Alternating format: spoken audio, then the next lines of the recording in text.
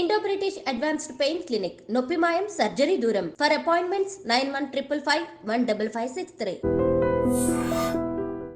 Lagacharla incident తర్వాత చాలామంది ఈరోజు ప్రెస్ మీట్ పెట్టడం జరిగింది. సోమాజిగూడ ప్రెస్ క్లబ్లో వాళ్ళ ఆవేదన కూడా చెప్పడం జరిగింది. ఒక్కసారి మాట్లాడే ప్రయత్నం చేద్దాం. ఏం జరిగింది ఆ రోజు మీ ఊర్లో? అసలు నిజంగానే కుట్ర జరిగింది అనేది ఒక ప్రచారం అయితే జరుగుతోంది. నిజంగా కుట్ర జరిగిందా? ఇందులో ఒక పార్టీ ఇన్వాల్వ్ అయి ఉందా? అందులో పార్టీ అయితే ఎలాంటిది లేదు మేడం. అందులో ఒక పార్టీకి సంబంధించిన వాడైతే అసలు లేడు. అందులో బీజేపీ సంబంధించిన వాళ్ళు ఉన్నారు, కాంగ్రెస్కు సంబంధించిన వాళ్ళు ఉన్నారు, టీఆర్ఎస్కి సంబంధించిన వాళ్ళు కూడా ఉన్నారు.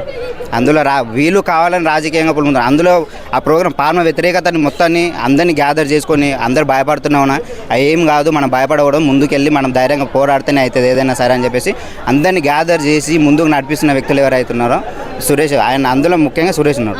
అందరినీ కావాలని ఆయన ఫోకస్ చేసిండ్రు. ఇప్పుడు అందరూ వీడియో ఎక్కువ చేస్తున్న వీళ్ళందరినీ మనం ఎట్లా అంటే ఊళ్ళో ఉన్న లీడర్లు వీళ్ళు వాళ్ళకి ఆశ చూపి ఇంత అమౌంట్ కాకపోతే ఇంత అమౌంట్ అని ఇప్పించి ఖచ్చితంగా మేము చేపిస్తాము, మీకు 20 లక్షలు వచ్చితే 25 లక్షలు ఇప్పిస్తాము అని చెప్పేసి మాట్లాడుకొని వాళ్ళు మభ్యపెట్టి వాళ్ళ వైపు తిప్పుకుంటున్నారు. అటువంటి జరగకూడదు అని చెప్పేసి ఫార్మానే వద్దని చెప్పేసి ఈయన మాట్లాడిన సురేష్. ఈయన ముందుండి ఇలా నడిపిస్తున్నారా లేకపోతే జనాలు అందరూ మనకు మళ్ళీపోతుండే ఏ పాటికో ఈ నుండి ముందు నడిపిస్తున్నారు. ఇటువంటి వాళ్ళు అడ్డు లేకపోతుందంటే మనకు ఇది సక్సెస్ అవుతుంది అన్న కోణంలో వాళ్ళు రాజకీయంగా పులుముతున్నారు దాన్ని. మరి ఎందుకు మిస్టేక్ లేనప్పుడు మరి సురేష్ ఎందుకు పారిపోయారు? అప్స్కాండ్ ఎందుకున్నారు? ఎందుకు లొంగిపోవట్లేదు? ఎందుకు లొంగిపోవట్లేదంటే ఇప్పుడు ముందు నుంచి వాళ్ళు చూస్తూనే ఉన్నాం.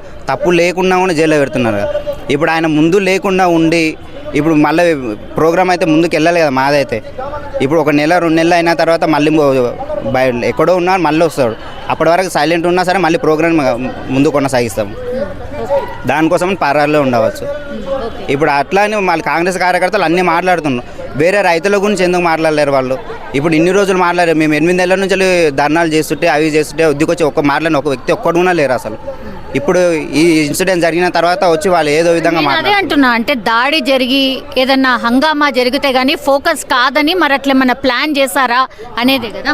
అటువంటిది ఏం లేదు మేడం. మేము ఇంతకుముందు 2-3 సార్లు ప్రోగ్రాంలకు అటెండ్ అయినాము. అందులో కొంతమంది వ్యక్తులు అంటే అందరు మనుషులు ఒకే విధంగా అయితే ఉన్నారు. కొందరికి ఆవేశం ఉంటుంది, కొందరు శాంతంగా ఉంటారు. అందులో కొంతమంది ఆవేశంగా ఉన్న వాళ్ళు కొద్దిగా ఎగురుతుందంటే ఎంతే అనవసరంగా మాట్లాడుతుందంటే అట్లా మాట్లాడకండి. అట్లా మాట్లాడడం మన నైజం అయితే అస్సలకి కాదు. మనం అట్లా మాట్లాడితే మనం తప్పులో దొరుకుతాము. మనం ఎటువంటి తప్పులు లేకుండా మన ప్రోగ్రామ్ ముందుకు తీసుకుపోమని మాట్లాడిన సురేష్. అటువంటి వ్యక్తి అట్లా దాడి చేయాలని ఎట్లా చేస్తాడు? అయినా రాజకీయం వీళ్ళ చేతులు ఉందని తెలుసు. అటువంటి తప్పులు చేస్తే నా పైన కేసులు అయితే లోపల వేస్తారు అని కూడా తెలుసు. ఇంతకుముందు వాట్సాప్ స్టేటస్లు పెడితేనే జైల్లో పంపించాను. అటువంటి ఇంత పెద్ద ఇన్సిడెంట్ చేసినంటే లోపల వేస్తారన్న ఆలోచన ఆయనకు లేకుండా ఉంటుందా? ఇప్పుడు కలెక్టర్ ప్రభుత్వ ఉద్యోగుల మీద దాడి చేయొచ్చు. దాడి అయితే ఖండించవచ్చు. దాని కూడా మేము సహకరించలేదు. అంటే వాళ్ళు 8 నెలల నుంచి ప్రోగ్రామ్ చేస్తే ఎవ్వరు రాని వ్యక్తులు ఇప్పుడు వచ్చేసరికి అందులో దాడి చేసిన వాళ్ళు ఈయన కలెక్టర్ అన్న కూడా ఎవరికి మాత్రం తెలియదు, అసలు తెలియదు. గో బ్యాక్ అని ఒకటి ఒళ్ళిన తప్ప ఏదో వచ్చిందని చెప్పేసి అది ఏదో ఎమోషనల్గా జరిగిపోయింది. అది గొడవ తప్ప అని అందులో ఎవరు లేదు. ఎమోషన్ గానీ ఎట్లా చెప్తారు? రాళ్ళు, కర్రలు, కారం పొడి ఇవన్నీ కూడా ఆలోచించడం జరుగుతాయి. కారం పొడి ఏడు ఉంది అందులో, విజువల్స్ అయితే చూసారు కదా మీరు. అందులో కారం పొడి ఉంది, రాళ్ళు ఏడున్నాయి. ఒక రాళ్ళు మాత్రమే ఉన్నాయి అందులో. వాళ్ళకి అందుబాటులో ఉన్నాయి. అక్కడ ఊరు అన్న తర్వాత రాళ్ళు ఖచ్చితంగా ఉన్నాయి. వాళ్ళ అందుబాటులో దొరికినాయి అవే కాబట్టి అట్లా జరిగిపోయింది. అది 8 నెలల నుంచి లోపుగా ఎవ్వరే కానీ 1 నెల మన ఫ్యామిలీ వరకే తీసుకుందాం. ఇంట్లో ఒక వ్యక్తి మాట వింటలేడంటే 1 నెల 2 నెలలు భరిస్తాం. తర్వాత నీ పని నువ్వు చూసుకో వెళ్ళిపోరా అని చెప్తాం. అటువంటి 8 నెలల నుంచి వెళ్ళి వాళ్ళు అంతా ఓడ్చుకొని అంత చేస్తుందంటే ఎంతవరకు భరిస్తారు ఓపికతో? ఎవరికంటే ఎవరికి ఇష్టం లేదా? అంటే కంపన్సేషన్ ఇష్టం లేదా లేకపోతే ఏంటిది?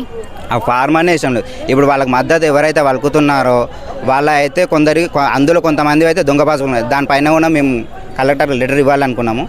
ఆయన కూడా మళ్ళీ సహకరించారు. ఆయన అయితే జరిగిన దాడిని బట్టి పోయిన తర్వాత ఆయననే చెప్పిండు, నా పైన ఎటువంటి దాడి అనేది జరగలేదు, మీరు దాడి అని చెప్పి దాన్ని హైలైట్ చేయకండి అని ఆయన కూడా చెప్పిండు. కానీ ఇప్పుడు దాన్ని ఇంత హైలైట్ ఎందుకు చేస్తున్నారు దాన్ని బట్టి మీరు కూడా అర్థం చేసుకోవచ్చు. ఇప్పుడు చాలామంది ఇక్కడికి వచ్చి మాట్లాడడం జరిగింది కదా. ఎంతమందిని అరెస్ట్ చేసిర్రు? నిజంగా అక్రమ అరెస్టులు ఉన్నాయా ఆయనలో? అసలు భూములు కోల్పోయిన వాళ్ళే లేరు అని అంటున్నారు. అందులో మీరు కూడా చూసి ఉంటారు కదా రిమాండ్. మేము మా పోరాటం చేసింది ఫార్మా గురించి. మేము ఓన్లీ భూముల గురించి అయితే అస్సలు కాదు. అందులో భూములు ఉన్న వ్యక్తులు ఉండొచ్చు, లేని వ్యక్తులు కూడా ఉండొచ్చు. అందులో దాడులు ఉన్న వ్యక్తులు ఉన్నారు, దాడులు లేని వ్యక్తులు కూడా ఉన్నారు. ఇప్పుడు రిమాండ్లో. ఆ ఫార్మాకు వ్యతిరేకంగా ఎవరైతే పోరాటం చేస్తున్నారో ఆ ఫార్మాని ప్రోగ్రామ్ని ఎవరైతే ముందుండి నడిపిస్తున్నారో వాళ్ళని ఫోకస్ చేస్తున్నారు. ఊళ్ళో ఉన్న లీడర్లు వాళ్ళ పేర్లు లిస్టు రాసి ఇచ్చిండ్రు వాళ్ళకి, పోలీసు వాళ్ళకి. వాళ్ళని అరెస్ట్ చేసిండ్రు తప్ప కానీ దాడిలో ఖచ్చితంగా దాడులు ఉన్న వాళ్ళని మాత్రమే అరెస్ట్ చేయలేరు. చంపే కుట్ర జరిగింది అనేది ప్రధాన ఆరోపణ. ఎవరిని చంపే కుట్ర? ప్రభుత్వ ఉద్యోగులని, కలెక్టర్. అలా ఎలా చంపుతారు మేడం ప్రభుత్వ ఉద్యోగులని? చంపే ఉద్దేశమే లేకుండా అటువంటి ఉద్దేశాలు రాజకీయ నాయకులకు వాళ్ళకి ఏదో ఉంటాయి కానీ పేద రైతులకైతే అటువంటి ఉద్దేశాలు ఎన్నటికీ ఉండవు, రావు ఎప్పటికీ ఉన్న చంపే ఉద్దేశం అయితే. ఇప్పుడు లేటెస్ట్గా ఏమనుకుంటున్నారు? అసలు ఎవరైతే దాడి చేసిండ్రో ఇదంతా కుట్రలో పాల్గొన్నారో వాళ్ళు బయటకు వచ్చే అవకాశం ఉందా? ఖచ్చితంగా వస్తారు. నిజం ఎప్పటికైనా, న్యాయం ఎప్పటికైనా కూడా ఎంత సమయం పట్టినా కూడా న్యాయం ఖచ్చితంగా బయటకు వచ్చి తిడతారు. మీ ఎంత పోతున్నది? నాది 1 ఎకరం ఉంది. కంపెన్సేషన్ ఎంత వస్తుందని చెప్పి ఫస్ట్ 8 lakhs అన్నారు, ఇప్పుడు 12 lakhs ఇప్పిస్తామన్నారు. మరి ఓకేనా? అవసరం ఆ డబ్బులు తీసుకొని ఏం చేస్తాం మేడం? కోట్లు ఉన్నోడు కూడా ఇప్పుడే ఒక వితిన్ సెకండ్లో నష్టపోతాడు. అదే భూమి ఉంటే ఒక తరతరాలు ఇప్పుడు మాకు అంటే ఇల్లు కట్టుకోవడానికి భూమి ఉన్న ఇప్పుడున్న జనరేషన్ ఇల్లు కట్టుకోవడానికి భూమి ఒక ప్లాట్ కొనికి కూడా చేతాను రైతులు ఉన్నారు అక్కడ.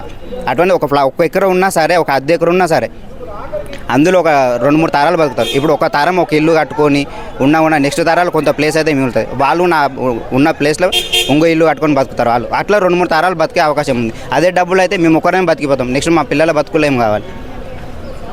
ఓకే, దీని కూడా ఒప్పుకుంటాం, భూములు ఇవ్వడానికి ఒప్పుకుంటాం. ఆ ఫార్మా అనేది కాకుండా వేరే కంపెనీ ఏదైనా తీసుకురా, మేము దానికి అడ్డుపడితేనే అప్పుడు అడగండి మీరు.